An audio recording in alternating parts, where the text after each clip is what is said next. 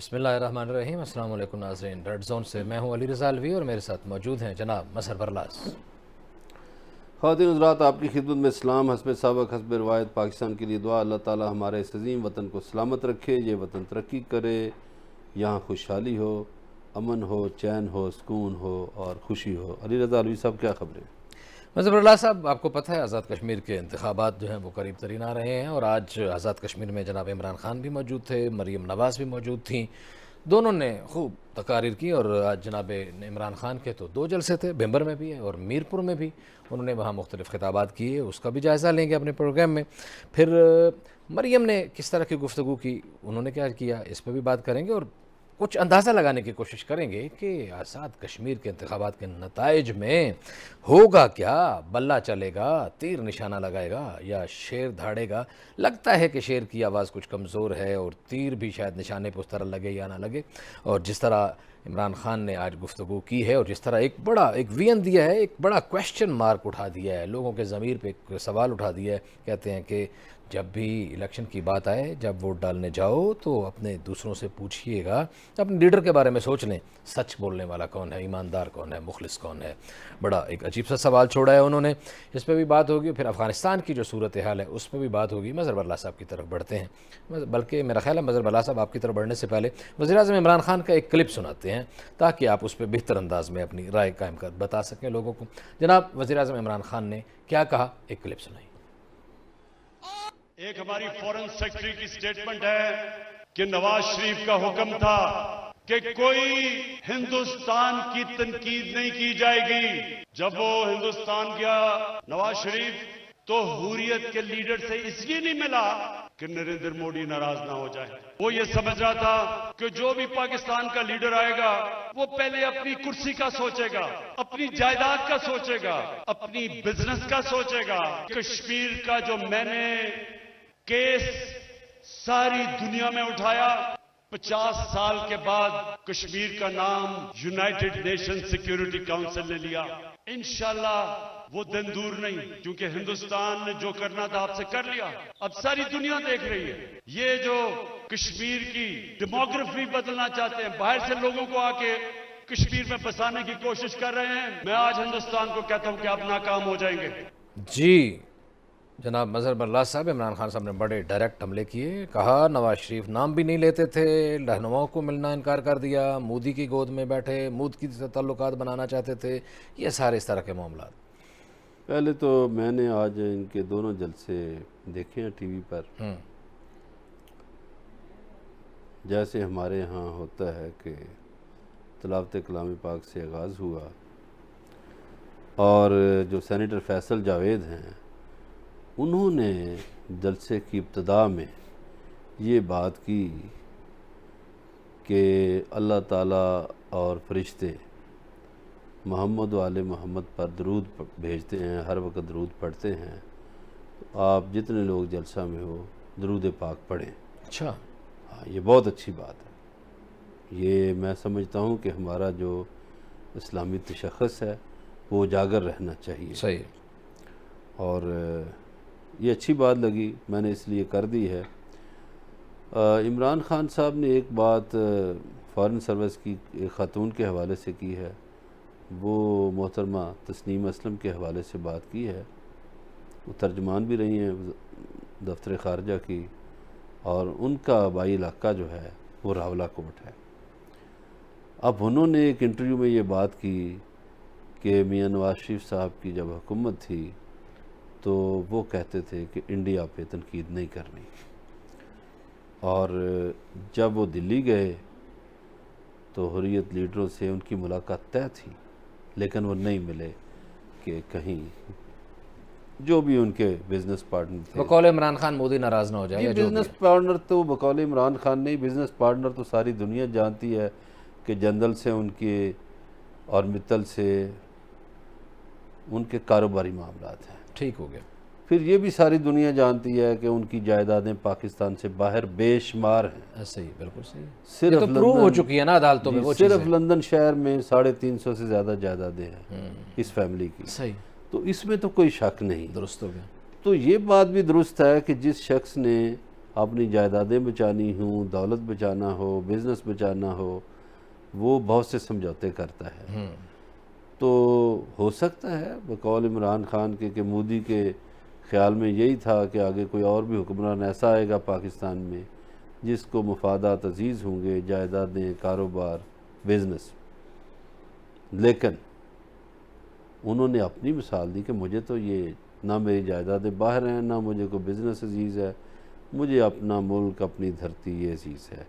अच्छा, इनका जो जायज़ा लिया मैंने दूसरे लीडरों की तकरीरों का भी, वो मकबूजा कश्मीर के लोगों को खराज तहसीन कम पेश करते हैं, लेकिन वज़ीर आज़म पाकिस्तान जो हैं वो उन शोहदा को खराज तहसीन पेश करते हैं, खराज अकीदत पेश करते हैं। ये एक नुमाया फ़र्क है। बाकी एक फ़िलासफ़ी वो पेश करते हैं कि भाई जब आप जाओ तो देखो कि कौन ईमानदार है लीडर और कौन बददयानत है। तो ये मेरा ख्याल है कहना हर एक का हक है, जो भी लीडर हो कोई। जलसे आज उनके दोनों जगहों पे। एक और जलसे का आपने जिक्र किया है तो उस जलसे की भी आपको बात सुनाते हैं जी। एक और जलसे में जब वज़ीर-ए-आज़म इमरान खान ने खिताब किया तो वहाँ उन्होंने, यहाँ तो उन्होंने दूसरी बात की, वहाँ उन्होंने कश्मीरियों के हवाले से क्या गुफ्तगू की, बाकी लोगों के हवाले से क्या गुफ्तगू की, उनका लबो लहजा क्या था, उनकी टोन क्या थी और वो कितने पुरुम्मीद हैं इन नताइज के हवाले से। उनको आपको उनकी बात सुनाते हैं। पूछना चाहता हूं कि अगर अदालतें आजाद हैं तो ये सारे बाहर क्यों भागे हुए हैं? नवाज शरीफ के बेटे भी बाहर भाग गए, इनका मुंशी भी बाहर, इसाक डार, वो तो पहले ही भाग गया था, अभी हमारी हुकूमत ही नहीं आई तो बाहर भाग गया था। शहबाज शरीफ का दामाद भी बाहर और बेटा भी बाहर भाग गया। भाई किससे डर रहे हो? अदालतें आजाद हैं। मैं आज आपको लिख के देता हूं कि एक एक मुल्क जो गरीब है उसके ऊपर भी नवाज शरीफ और आसिफ जरदारी बैठे हुए हैं। जिधर आपको गुर्बत मिलेगी वहां आपको ताकत की हुक्मरानी मिलेगी, कानून की नहीं, ताकत की। जी मज़हर ये देखिए, एक तो उन्होंने उनके ख़ानदान के अफराद गिनवाए और ये सच है, लोगों को पता है, पाकिस्तान के लोगों को भी पता है, कश्मीर के लोगों को भी पता है कि ये भागे हुए हैं। मियाँ नवाज शरीफ साहब के दोनों साहबजादे, वो तो कहते हैं हमारा पाकिस्तान से क्या ताल्लुक़। और वो जो शहबाज शरीफ के दामाद और बेटा है, जो कारोबारी बेटा है, जिसके पास ज़्यादा कारोबार है, कारोबार दूसरे के पास भी है, सही है, लेकिन वो शायद मुर्गी अंडे का है, दूध का है, लेकिन ज़्यादा मामला तो उसके पास थे, वो बाहर भागा हुआ है। इसी तरह इसाक डार ने तो देखे ज़्यादती ये की कि वो उन्हीं दिनों में उस वक्त जो वज़ीर आज़म था शाहिद खकान अब्बासी, वो बेचारा कमर्शियल फ़्लाइट से जा रहा था और डार ने वज़ीर आज़म का जहाज़ लिया और लंदन उड़ गया। अब बज़ाहिर ये लोग बड़े टोपियाँ पहनते हैं, बड़ी नमाज़ें पढ़ते हैं, तो क्यों नहीं फेस करें ना आके अदालतों को? ये सच्ची बात है, फेस करना चाहिए।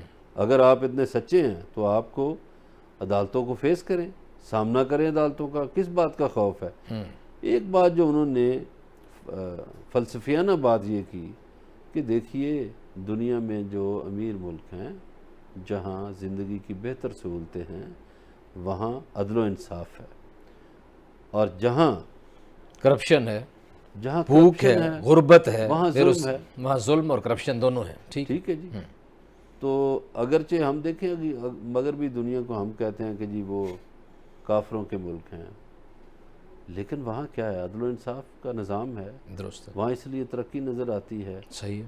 तो बहुत से मुल्कों में, तीसरी दुनिया के जो मुल्क हैं, वहाँ वसाइल तो बेशुमार हैं, लेकिन वसाइल पर चंद लोग काबिज़ हैं। सही है। और दूसरे लोग जो बेचारे हैं वो धक्के खा रहे हैं, गुर्बत में जी रहे हैं।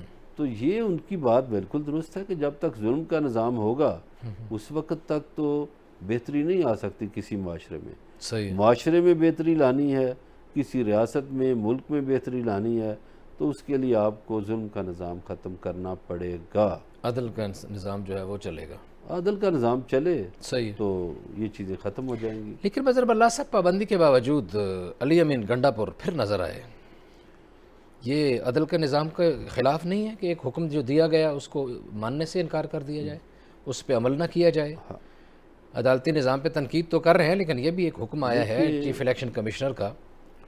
चीफ इलेक्शन कमिश्नर का जो हुक्म है अली मीन गंडापुर उनके यहाँ पेश भी हुआ, हम्म, और जो उनका हुक्म है कि तकरीर ना की जाए वो तकरीर नहीं कर रहा। नहीं, कश्मीर बदरी का हुक्म है। ठीक है, ठीक है, कश्मीर पेश तो बदरी वो का भी होते रहे होगा। ना, नवाज शरीफ एंड कंपनी भी और मरियम गुजारिश भी, ये है पेश होने कि का वो ना तकरीर कर रहा है ना वो पैसे बांट रहा है। वो वज़ीर आज़म के साथ कल भी गया था, आज भी गया है। वो निगरान वज़ीर है आज़ाद कश्मीर का। ठीक है, मैं समझता हूँ कि उसने बहुत अच्छा किया कि इदारों का एहतराम किया और तकरीरें नहीं की, अच्छा वरना वो इंचार्ज वज़ीर है। अच्छा अच्छा, ये एहतराम है कि इदारे कह रहे हैं आप इधर से चले जाएं नहीं, और वो देखे ना। वहाँ बंदा फिर जाए, तो इसको एहतराम कहते तो अदारे तो कहते हैं FIR करो, वहाँ की हुकूमत निकाले ना उसको, क्यों नहीं निकालती? वहाँ नून लीग की हुकूमत है, कमजोर वो होंगे निकाले बेचारे ना। ना, इसलिए। नहीं, कमज़ोर नहीं, हुकूमत कोई कमज़ोर नहीं होती, हुकूमत कोई कमज़ोर नहीं होती, सही है, वो निकाल लें। सही है। ठीक है, उसने कल भी कहा कि मैं अदारों का एहतराम करता हूँ, मैं तकरीर नहीं करता। आज भी उसने किसी जगह तकरीर नहीं की, सही ना किसी जगह पैसे बांटे जो उस पे इल्ज़ाम थे। सही ठीक है, सही होगा। तो अगर उसकी तकरीरें इतनी ख़तरनाक थीं तो ये जो 2 लाडले 3 गए हुए हैं, इनकी तकरीरों के क्लिप्स बन के जो इंडिया की हिमायत में हैं, वो मकबूजा कश्मीर में सरकारी सतह पर तकसीम किए जा रहे हैं, चलाए जा रहे हैं, बांटे जा रहे हैं। सही। अच्छा उस जी, पे भी गौर करना चाहिए। जनाब इमरान खान कहते हैं कि अदाकारी करके बाहर जाने वाले नवाज शरीफ की बीमारी लंदन पहुंचते ही ख़त्म हो गई है, और उन्होंने कल भी ये बात की थी। उन्होंने कहा था कि उन्होंने तो अदाकारी में हॉलीवुड के अदाकारों को भी पीछे छोड़ दिया। वो रंगीला की शागिर्द हैं, कुछ भी कर सकते हैं। देखिए, बड़ी उन्होंने कोशिश की, रंगीला की शागिर्दी की, मैं फिल्मों का हीरो बन जाऊं, तो उस वक्त उनका ख्वाब नहीं पूरा हुआ था। अब अदाकारी कर ली, बीमारी की एक्टिंग तो उन्होंने की। ये सारी कौम ने देखा है सही है। कि किस तरह पूरी पार्टी कह रही थी कि पता नहीं, दुआएं कराई जा रही थी कि नवाज शरीफ बहुत बीमार हो गया है और वो पता नहीं जी क्या से क्या हो जाए, उसका इलाज इधर नहीं है। ये झूठ है। देखिए ना, ये अदाकारी नहीं तो और क्या है कि आप अपनी पूरी कौम से झूठ बोलें, आपकी पार्टी पूरी कौम से झूठ बोले, सही है, तो आप झूठे नहीं है तो और क्या है। सही है। कि वहां जाते आप जहाज पे कोट यूं रखा है बाजू पे और आप चढ़ रहे हैं, और वहां जाके आप घूम फिर रहे हैं और अपने उस नवासे की उधर देख रहे हैं पोलो, जिनका सोर्स ऑफ इनकम ही पता नहीं। जिनका सोर्स ऑफ इनकम ही पता नहीं है, उसको देख रहे हैं। अच्छा जी, क्या लगता क्या है वैसे ओवरऑल जो अभी सारे ये पोजीशन है, क्या लगता है आपको कि PTI क्या करेगी, पीपल्स पार्टी क्या करेगी, और मुस्लिम लीग नून क्या करेगी, मुस्लिम कॉन्फ्रेंस जो वहाँ की बेसिक जमात है वो क्या करेगी? करना किसी ने नहीं है। नहीं, सीटों के हसूल के हवाले से बात ये है ना, जाहिर है अब जलसे हो लोगों रहे ने हैं। वोट देने हैं। हाँ। इसको हम 3-4 एंगल से देखेंगे। पहला एंगल है कि कश्मीर की सियासत जो है वो हमेशा मरकज़ की तरफ देखती है। जिसकी मरकज़ में हुकूमत होती है वो वहाँ का एक चलन है, एक रवायत है, लोग उस पार्टी को वोट देते हैं। ये रवायत रही है, मुझे नहीं पता क्या हो इलेक्शन में, लेकिन ये रवायत है। दूसरा एंगल जो है वो है विनिंग हार्सेस का। ठीक है। वो किसके पास है? मुस्लिम लीग नून जो निकली थी, ये कश्मीर की मुस्लिम लीग नून निकली थी मुस्लिम कॉन्फ्रेंस की कोख से। दुरुस्त है। ठीक है, बुनियादी जमात तो वहाँ मुस्लिम कॉन्फ्रेंस थी। बात वो थी। जी हाँ। ये ज़ियाउल हक इनको बिठाता था इकट्ठे, और ये बड़े सरदार क़यूम के गीत गाया करते थे। यही नवाज शरीफ साहब, ये इनकी सारी पार्टी, सही है।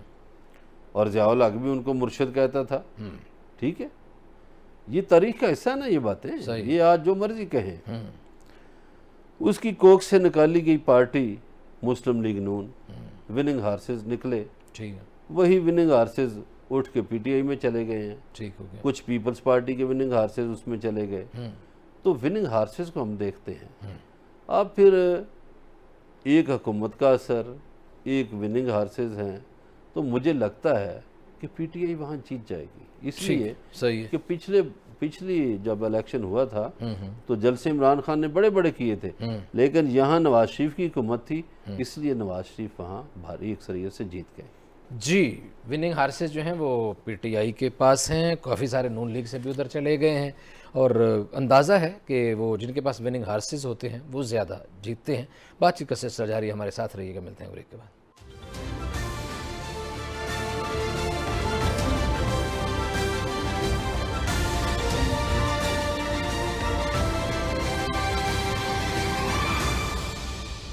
वेलकम बैक नाज़रीन। ब्रेक पे जाने से पहले आज़ाद कश्मीर के इंतखाब के हवाले से बात हो रही थी। वहाँ वज़ीर-ए-आज़म इमरान खान आज मौजूद थे। उन्होंने 2 जलसे किए और उन्होंने मुख्तलिफ जलसों में क्या खिताब किया उस पर बात कर रहे थे। मरीम नवाज़ भी वहाँ मौजूद हैं। मरीम नवाज़ ने वहाँ क्या खिताब किया, उनका लबो लहजा क्या था, उनका एक क्लिप सुनाते हैं, फिर उस पर तबसरा करते हैं। मरीम नवाज़ शरीफ। अगर तुमने आजाद कश्मीर के वोट पर नजर रखी और वोट छीनने की कोशिश की तो याद रखो, दीरकोट वाले और आजाद कश्मीर वाले तुम्हारा बहुत बुरा हाल करने वाले हैं। 25 जुलाई को सिर्फ वोट को इज्जत नहीं दिलानी बल्कि अपने वोट पर पहरा भी देना है। और अगर कोई वोट चोरी करता हुआ पकड़ा जाए तो उसको छोड़ना ना। दीरकोट वालों, किसी को इजाजत मत देना कि वो आपके वोट पर डाका डाले। नवाज शरीफ को माइनस करने के ख्वाब देखने वालों, आओ दीरकोट, आओ आजाद कश्मीर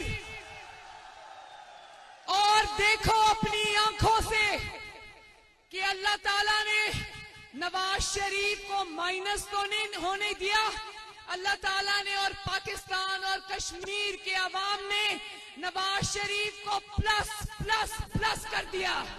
जी मजहर बल्ला साहब, आज़ाद कश्मीर के अवाम ने और पाकिस्तान के अवाम ने माइनस नहीं होने दिया, प्लस प्लस प्लस कर दिया।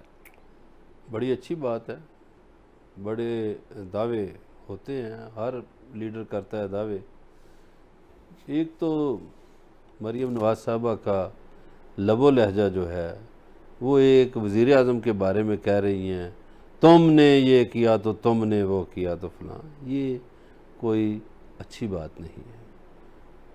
अगर कोई इस तरह की बात करता है तो फिर भी आपको ऐसी बात नहीं करनी चाहिए। तमीज़ सियासत में हमारे यहाँ जो एक तहज़ीब और तमीज़ थी या जो अखलाकी इक़दार थी वो बदकिस्मती से ख़त्म हो गई हैं। सही। मैं तो उस दिन बड़ा हैरान हुआ जिस दिन मौलाना फजल रहमान ने भी इस तरह का लबो लहजा इख्तियार किया PDM के एक जलसे में। सही। कि उन्हें कम से कम ये नहीं करना चाहिए था। वो हमेशा बड़ी शुस्ता उर्दू बोलते हैं, बड़ी अच्छी गुफ्तगू करते हैं। सही। तो मुझे इन मराहल पे अक्सर नवाबज़ादा नसरुल्लाह साहब याद आ जाते हैं। सही। कि वो बड़ी तहज़ीब के साथ बड़ी शाइस्ता गुफ्तगू करते थे। हमारे सियासतदानों को नवाबज़ादा नसरुल्लाह साहब की तकरीरें सुननी चाहिए, देखनी चाहिए। सही। कि वो किस तहज़ीब से बात करते थे। सही। ठीक है, एक अच्छा जलसा था, बहुत अच्छा जलसा था, हाँ बड़ा जलसा था। लेकिन उसमें देखिए, एक तो उन्होंने कहा कि वो इनको मेरा ख्याल है ये नज़र आ रहा है अच्छा कि ये इलेक्शन हार रहे हैं। अच्छा, क्योंकि जब ये नज़र आ रहा हो ना तो बार बार ये इन्होंने हमें देखा है, इन्होंने तमाम अपनी तकारीर में इस बात पे कहा है कि वोट चोरी हो सकता है, पहरा देना। आज इन्होंने एक नई बात की, पहले तो कहती थी वोट को इज्जत दो, इस बार कह रही हैं वोट को इज्जत भी देना है, वोट पे पहरा भी देना है। ठीक है, अच्छी बात है, वोट पे पहरा दें। वो तो जिसको वोट पड़ेंगे वो जीत जाएगा। मरीम नवाज़ को वो पाकिस्तानी शहरी हैं, उन्हें ये ज़ेब नहीं देता। मैं समझता हूँ कि अली मीन गन्नापुर इससे बेहतर उसने ये बातें की हैं। इसलिए बेहतर की हैं कि उसने आके कहा कि मैं अदारों का एहतराम करता हूँ। मरीम नवाज़ साहबा नहीं भूली अदारों की बेहुरमती करना, तौहीन करना, तज़हीक करना। सही। किसके अदारे हैं? हमारे अदारे, हमारे हैं, पाकिस्तान के अदारे हैं। इदारों को निशाना बनाना, और वो भी कह रही थी कश्मीर जैसे इलाके में ये सूट नहीं करता। नहीं, कहीं पर भी, हाँ, कहीं भी हो, लेकिन खास इदारों तौर पे देखिए। अगर आप अदलिया पे तनकीद करते हैं, अदलिया किसकी है? हमारी है। अगर आप फ़ौज पे तनकीद करते हैं, किसकी है? हमारी फ़ौज है। कभी मोहतरमा मरीम नवाज़ ने ये सोचा कि जो जवान शहादतें दे रहे हैं इस मुल्क की खातर, उसमें ज़रूरी नहीं कि सिपाही दे रहे हों, ऑफिसर दे रहे हैं, कैप्टन दे रहे हैं, मेजर दे रहे हैं, कर्नल दे रहे हैं, ब्रिगेडियर दे रहे हैं, जनरल शहीद हुए हैं इसी दौरान ये जो दहशत गर्दी की जंग। जाहिर है बहुत ठीक है। कुर्बानियां दी हैं पाकिस्तान तो ने और मुसल्लह अफवाज ने। कुर्बानियाँ दी हैं इस वतन की हिफाजत के लिए, और जो कुर्बानी दे रहा हो उस पे आप इस तरह की बात करें तो मेरा ख्याल है कि ये बहुत बड़ी ज़्यादती है, छोटी नहीं बहुत बड़ी, कि कोई आपका पहरेदार बन के खड़ा है और आप उस पर तनकीद कर रहे हैं। सही। और अपने इदारों पर से जब तक, अब देखिए ना, फिर मुखालफिन ये कहते हैं कि जब आप लोगों को अदारे लाते थे बड़ी, आप मोहतरमा बेनज़ीर भुट्टो जैसी खातून जो इस्लामी दुनिया के लिए बड़ी फ़ख्र की बात थी कि वो पहली खातून वज़ीर आज़म थी, क्या इस पार्टी ने मोहतरमा बेनज़ीर भुट्टो शहीद के ख़िलाफ़ क्या क्या मुहिम नहीं चलाई थी? ऐसे ही। ठीक है। अब कोई मौलवी बोलता है कि औरत की हुक्मरानी जायज़ नहीं, उस वक्त तो फतवे दिलवाए गए थे। ठीक है। सही। तो मैं इसीलिए अर्ज़ करता हूँ कि मुआजना किया करें, हमारे नाजरीन भी मुआजरा किया करें कि जब मोहतरमा बेनज़ीर भुट्टो आई थी सियासत में और इन्हीं का मुकाबला था उनसे, ये ज़िया-उल हक की पलटून जो है इनसे, तो ये क्या कहा करते थे, ये फतवे मौलवियों से फतवे लेते थे कि जनाब औरत की हुक्मरानी जायज़ नहीं। सही है। तो अब ये औरत की कैसे जायज़ होगी लीडरशिप और रहनुमाई? ठीक है। ठीक है, एक तो इस पे गौर करना चाहिए। सही। आपने फरमाया कि शाइस्तगी का दामन नहीं छोड़ना चाहिए। नवाब ज़ादा नसरुल्लाह साहब का आपने बहुत खूबसूरत आपने किया, जिक्र किया, बड़ी खूबसूरत लबो लहजा था और सियासत में बड़ी शाइस्तगी थी। आपके ख्याल में पाकिस्तान की सियासत से शाइस्तगी को ख़ात्मे का बानी कौन है? शाइस्तगी ख़त्म किसने की, गालम गलोच किसने शुरू की पाकिस्तानी पॉलिटिक्स में? देखिए, पाकिस्तान में अगर हम जायज़ा लें तो इसके बानी भी मियाँ नवाज शरीफ है। सही। बिल्कुल, कोई कहेगा मैं साबित कर दूंगा। सही। और फिर इन्हीं की पार्टी के एक आदमी जो पंजाब के सदर हैं इस वक्त, राना सनाउल्लाह, जब ये पीपल्स पार्टी में होते थे क्या कहा करते थे मरियम नवाज के बारे में, मैं नहीं यहाँ कह सकता। ठीक है। इस सारे खाते के बानी आप पाकिस्तान के हालात का जायज़ा ले लें, हमारे नाजरीन जायज़ा ले लें। जब ज़िया-उल हक का मार्शल लॉ आया उसके बाद जो रजीम आई जो कहते थे हम उसका मिशन जारी रखेंगे, सही है। ये सारी शाइस्तगी उन्होंने ख़त्म की। यही लोग थे जो मोहतरमा बेनज़ीर भुट्टो के बारे में, मैं तो बातें मुझे अच्छा नहीं लगता मैं ये बातें करूं, दुरुस्त कर रहे हैं, इन लोगों ने किया। सही है। आपका इशारा जो है वो मैं समझ गया हूँ, आपका इशारा इमरान खान की तरफ है। अगर इमरान खान भी, मैं तो एक मासूम सा सवाल किया है कि किन लोगों ने गालम गलोच की बुनियाद मैं कहता हूँ कि नवाज शरीफ लाया, सोशल मीडिया पे नवाज शरीफ लाया है, करते हैं अपने मुखालिफिन, नवाज शरीफ लाया है। मैं तो कहता हूँ नवाज शरीफ लाया है। सही। नवाज शरीफ ने हर शोबे के अफराद भी खरीदे। ठीक है। सही। और गालम गलोच का कल्चर, बद अखलाकियाँ करना, ये नवाज शरीफ लाया इस मुल्क में। सही। उसकी सियासत आई। तो जो भी करे, वो नवाज शरीफ करे, वो बिलावल करे, वो इमरान खान करे, अगर कोई शाइस्तगी से गुफ्तगू नहीं करता तो अच्छी बात नहीं है। शाइस्तगी से गुफ्तगू करनी चाहिए हर एक को। सही। और अपने सियासी कारकुनों की तरबियत करें। मैं तो ट्विटर नहीं देखता इसलिए कि वहाँ गालियाँ एक दूसरे को दी जाती हैं। क्या लीडर का काम होता है, ये हमारे जितने सियासी लीडर हैं इन सब के ब्रिगेड रखे हुए हैं इन्होंने, सब ने, कोई इसमें पाक साफ नहीं है, कोई भी पार्टी, सही, इन सब ने रखे हुए हैं गालियां देने वाले ब्रिगेड। इनको अपने कारकुनों की तरबियत करनी चाहिए। और मरियम नवाज की तरह वो तस्वीर जो फोटोशॉप नवाज शरीफ वाली है, वो जालसाजियां भी नहीं करनी चाहिए, कैलिबरी फाउंड भी नहीं लाना चाहिए कंपनियों से पहले। जालसाजियों से लीडरों को बाज आना चाहिए। जी, जालसाजियों से लीडरों को बाज आना चाहिए और लीडरों को चाहिए कि अपने कारकुनों को शाइस्तगी की जो है तरबियत दें, उनको समझाएं, उन्हें कहें कि आप मुनासिब अंदाज में जो है वो आगे बढ़ा करें और एक दूसरे पर गालम गलोच न किया करें। बातचीत का सिलसिला जारी है, हमारे साथ रहिएगा, मिलते हैं ब्रेक के बाद।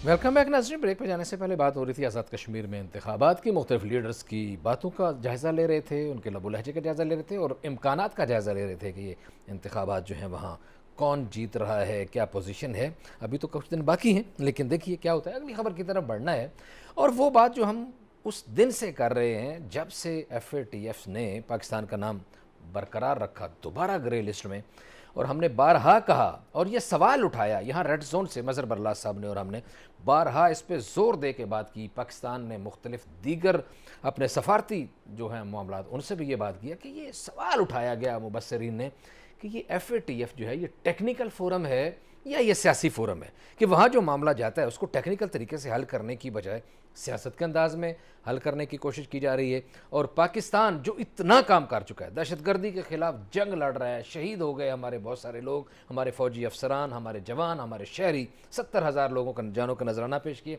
और फिर हम ही जो हैं वो सज़ा भुगत रहे हैं। आज मज़हर बरलास साहब, भारतीय उमूर ख़ारजा का वज़ीर जो है S जयशंकर, उसने हमारे तमाम हम पाकिस्तानियों की इस बात पे मोहर लगा दी है और एक सवाल खड़ा कर दिया है। उसने कहा है कि मोदी सरकार ने ये यकीनी बनाया था कि पाकिस्तान FATF की ग्रे लिस्ट में बरकरार रहे। देखिए, इसमें मोदी सरकार को क्या हम कह सकते हैं, दरअसल इसमें कसूरवार कुछ और ताकतें हैं जिसमें अमेरिका भी शामिल है, बरतानिया भी शामिल है। सही।